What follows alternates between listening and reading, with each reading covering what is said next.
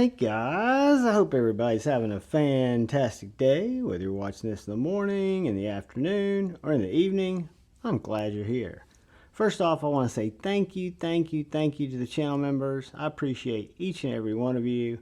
And thanks all of you guys and gals who come in to check out the knife, the EDC content. I really appreciate it. If you're so inclined, if you hit the subscribe button and the bell notification icon, it really helps me out. So today we have got a knife that I've never experienced before with a handle that is just absolutely gorgeous, and it comes courtesy of my local buddy A to Z EDC. You guys have probably seen this before. I've always asked, if you watch this and you like knives on Instagram, give at A to Z EDC a follow on Instagram. He's got a great collection. He makes a lot available for me to check out and share with you guys, like this one here. And this, my friends, is the first time I have handled or experienced or carried a Spyderco Mule. I don't know if you guys are familiar with Spyderco Mules. They don't look like this when you get them. Spyderco Mules, the Mule Team, is where they debut or they feature a lot of different steels, different heat treats. They just are, it's kind of like an internal testing, pushing the limits type of project, I guess you'd call it. But then they make them available to the public. They sell these Mule Team blanks, which you can see the Mule is actually all of this Magnacut, because this one, which is made in Golden, Colorado earth, out of CPM Magnacut by Spyderco, is a mule. And this would sell mules I've seen anywhere from 70, 150, 160. And then there are a lot of companies that sell aftermarket scales. I noticed that TRM has some scales, micarta scales or other scales for mules. There are probably hundreds of companies, at least 50, that make scales for mules, and then they're custom makers. And I've been talking to A to Z. He bought this on the secondary market to try to find out who is the craftsman, the artist who made these scales. And if any of you guys recognize them, I'm going to describe them. Please let me know. They've got these Tree of Life brass pins. They've got this pine cone infused in this resin. And guys, I don't think the camera's doing it justice. I have a feeling the camera's not doing it justice. But it is, let me get it light.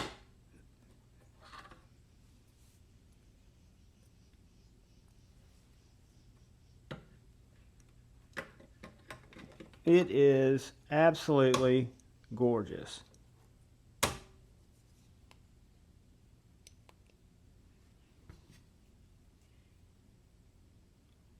They are so rich and translucent, but you can almost see sparkles in the resin, which I think are part of that pine cone.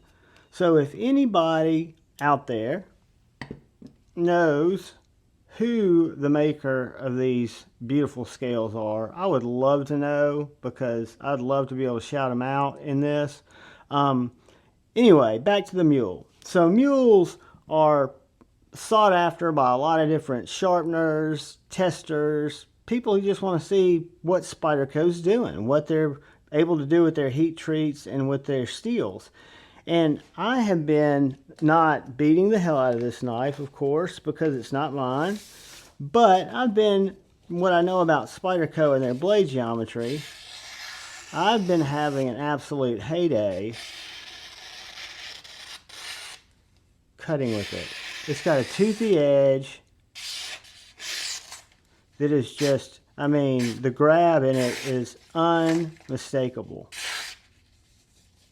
It's got, I guess not the grab, the bite is the word I was looking for. Very, very sharp. Very, I mean, just separates the paper.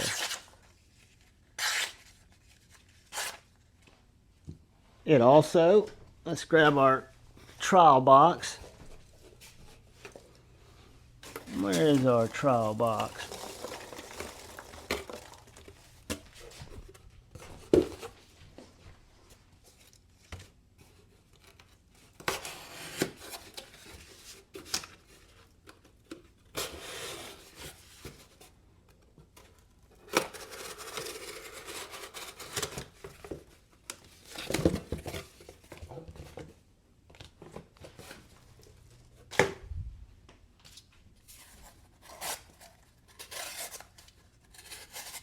I mean, an absolute cutter. The handles on this knife make it feel like you're holding just a, I mean, they're fantastic. I would think that you would get zero fatigue, hard using this Magnacut knife from Spyderco. I don't know the HRC. I'm guessing it's probably pushing the 64, 65. If any of y'all know out there what Spyderco does with their HRC, or if y'all have tested a Mule, if Brother Brian from Transparent Knives or anybody like that knows, I'd be interested to know.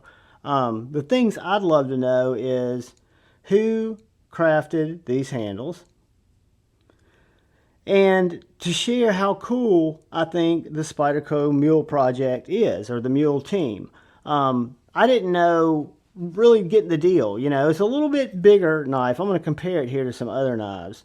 Again, this sheath is custom. It's beautiful. It matches the knife absolutely perfectly. Carries deep, carries scout, but it's not my jam, right? I'll carry a little bit differently. And I don't know if this knife, it would be a great camp knife. I would be honored to have this knife. It would be more of a camp knife or a hiking knife. I don't see it for me as much as an EDC knife, just because of the size, right? Nothing against the knife, it's just the size. To give you some idea, this is my SE3, which is a camp knife. This is my TKL Outer Limitless Accomplice, which is also a horizontally set up to mount, hard to use camp knife. So when you look at those knives, I can see the beauty of where a Mule would fit into my collection, right? I'm just saying, when I look at it alongside like my little Bradford, and these are knives that are bigger on my EDC. For example, the Splinter is one of the bigger ones, and it's even shorter than the Mule. But it's thin enough where I can carry it horizontally in my back pocket, and it works just fine. I'm going to throw another knife up here that's going to be about the same size. And this is a Datcher, local maker here in Alabama. This is a knife I'm getting ready to do one of A to Z's. It's even bigger, but a gorgeous convex grind. Anyway, so it's a full-size, or I'd say medium-size fixed blade. Not a full-size fixed blade. I forget. Just because I think of something as being big does not by any stretch mean it is indeed big. This is going to come in right over 7.5 inches. If I measure it from the back of the handle, I'm going to call it 7 3/4. That's from right here to right here. The blade from the handle edge is going to come in at 3.5 inches. This inside grip is going to come in right between 3 3/4 and 3 5/8. So right between 3 3/4, oh, excuse me, right between 3 3/4 and 4.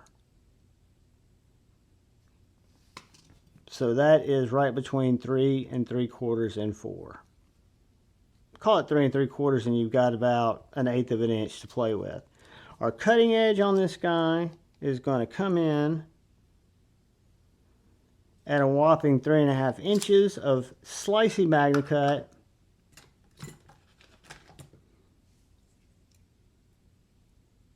Let's get it off millimeters. And we'll see that our blade stock is 0.11. Our handle, which feels great, is going to be a thick 0.7925. And then our behind the edge thickness is going to be a slicey 0.0250, roughly, give or take, however much I can screw it up by, which is a lot. But guys, yeah, this is the Spyderco Mule. Now, depending on your handle material, depending on what you do for handles, your weight's going to vary, right? But this guy weighs in with these beautiful pine cone resin handles 4.5 ounces. So to me, and if you want to say what's the carry weight on that, the way that it's set up, right at 7.7. You wouldn't even barely feel that on your belt. the knife feels very comfortable in your hand. Fantastic tool. Fantastic mule. It's made me interested in a Spyderco Mule. Not because I know I can't make handles. That's not within my wheelhouse of skill set. But when I was doing some education into myself of this whole mule project, because again, like I said, it wasn't something I was that familiar with, I came across so many handles that I could buy right now. So if I had a mule that I'd picked up for, say, 80 bucks, say I picked up a mule for 80 bucks off one of the sites that sells them,